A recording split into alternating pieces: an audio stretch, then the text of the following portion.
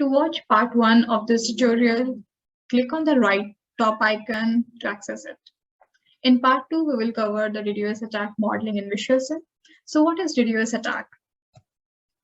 When you hear about website being brought down by hacker, it generally means it has become a victim of DDoS attack, meaning the hacker have attempted to make server unavailable by flooding or crashing the server with too much of traffic. And it can consist of incoming requests for connection, fake packets that the server cannot accommodate.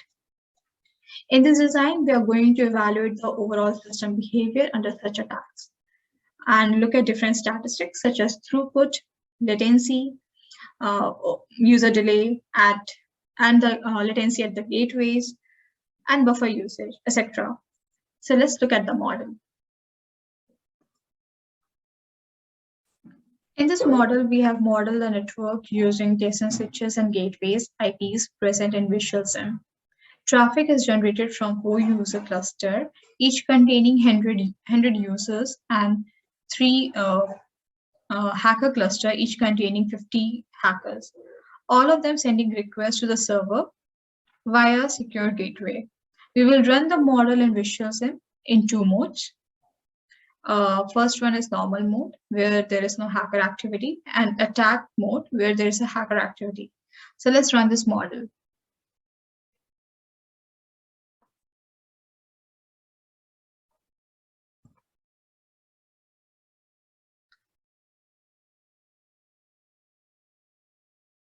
So we are running this model in the normal mode.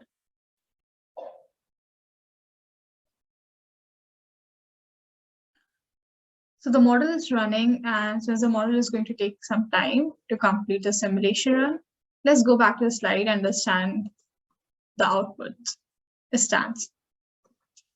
So as you can see here, we have the stats from the when the model finishes the run. We have on the left, we have normal operation, and the one we have at the right, which is the system when under attack. Now, as you can see that while running the simulation normal mode, we see that the latency was around, the delay was around 6.7 microseconds in the normal operation. Whereas for the under attack mode, we see the latency was around 25 milliseconds, and there were a lot of spikes as well in the delay. So from this, we can conclude that when a number of requests suddenly got increased, we see the maximum increase in the latency, and which was not in the case when it was running in normal mode of operation. Since the focus is on the network analysis, here we have generated the detailed statistics per user and put them in CSV format. So we can see total number of total data transfer, as you can see the size, the second column. And we are also calculating the minimum, maximum, and mean latency and the throughput for each users. So this is also one way to analyze all the requests that went through the server and how much time it took. We can calculate the latency and the throughput.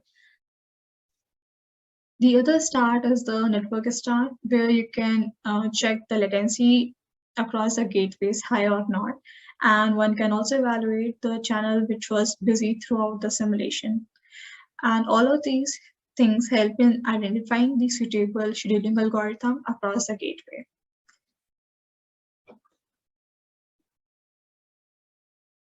Now, all of these can be put in a CSV format where we can have, put down the source node, destination node, total number of packets inside the queue, the minimum, maximum, and mean latencies, and the throughputs.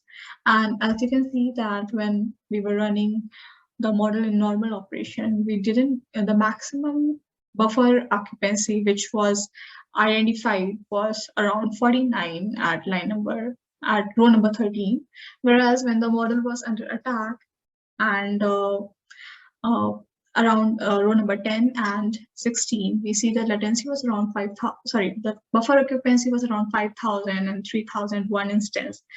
So these all stats help us identifying the overall behavior of the system under the attack and when the system is running in normal operation.